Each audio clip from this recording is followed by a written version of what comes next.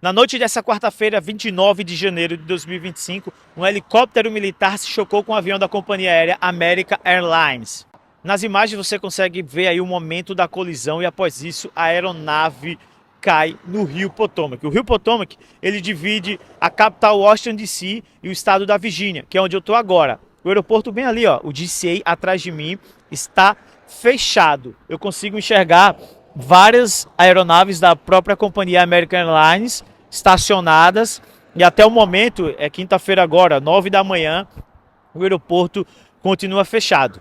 Segundo as autoridades, a chance de haver sobreviventes é quase zero, devido à colisão. Depois da colisão houve uma explosão e o Rio Potomac, ele está congelado, porque aqui, semanas atrás, a temperatura chegou a menos 20 graus Celsius. Então, e também teve a questão que nevou bastante também no início desse ano, que contribuiu para que o rio ficasse congelado. Então as buscas ficam mais difíceis devido às baixas temperaturas e o congelamento do rio.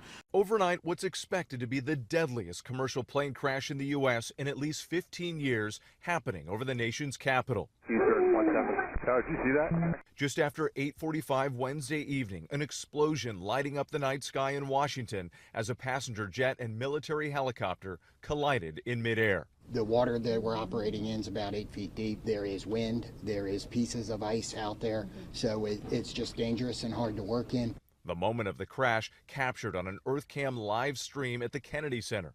American Airlines Flight 5342 from Wichita, Kansas, with 60 passengers and 4 crew members on board, was preparing to land at Reagan National Airport. While approaching the runway, Metropolitan Police receiving multiple calls of the aircraft crashing into an Army Black Hawk helicopter. Officials say there were 3 Army soldiers on board, but no senior officials. The explosion sending what was left of both aircraft plunging into the Potomac River. I have no viable survivors at this point. About 300 first responders racing to the scene, divers desperately searching for any survivors. The water temperature barely above freezing, a life-threatening 36 degrees, with the river only just starting to thaw after being frozen over for weeks. The conditions out there are extremely rough for the responders. It's cold, wind is hard out on the river, so they're out there working. Air traffic control shutting down operations until at least Thursday morning. Delta 832, sorry. I don't know if you caught earlier what happened, but there was a collision on the approach in the 3-3. We're going to be shutting down operations for the indefinite future. Nearby residents witnessing the horror. When we went to the roof, it was insanity. Police trucks, ambulances, command vehicles. This was something like I've never seen. Family and friends gathering at the airport overnight, waiting for news. We're going to know people who are on this flight, know their family members, know somebody.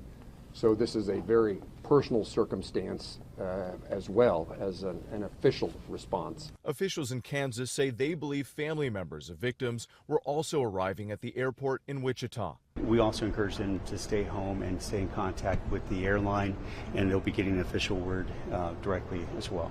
And U.S. figure skating confirming several athletes, coaches, and family members were on the plane, returning home from the National Development Camp.